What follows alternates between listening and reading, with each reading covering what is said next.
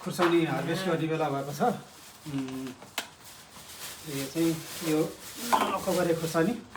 ल हेर उता तिमी पनि अब ल अब हार्भेस्ट गरेर लाने। ल यो चाहिँ अकबरे यो चाहिँ बाहिरबाट भित्र ल्याइसकेको हो, किनभने यो चाहिँ अब के अरे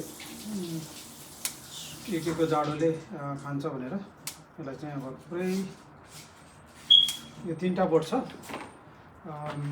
यो चाहिँ सबभन्दा सुरुमा फलेको यो, अनि यो चाहिँ ठुल्ठुलो छ होइन, हेर है यो चाहिँ ठुलो छ। अब यो आज चाहिँ सबै यो रातो सबै निकालेर यसलाई चाहिँ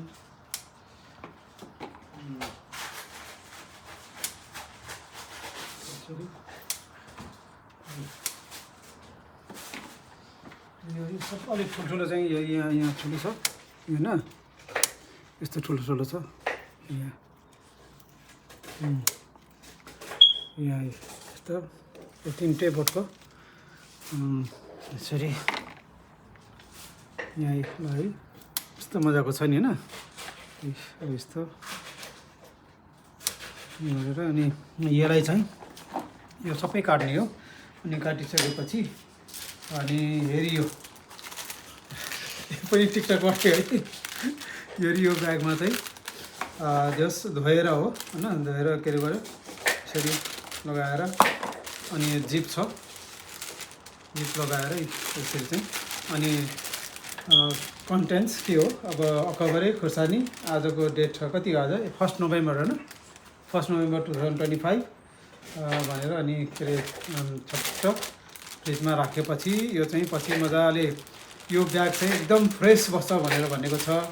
र मैले खासै अन्य सामानहरू पनि राख्नलाई मगाएको, तर यो चाहिँ सानो साइजको परेछ, अलिकति ठुलो साइजको।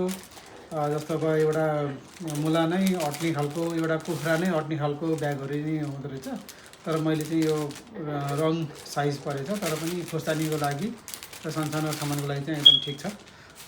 हुन्छ तपाईँहरूले पनि अकबर यो नि अर्को यो माथिको चाहिँ अर्को वर्षको लागि हो।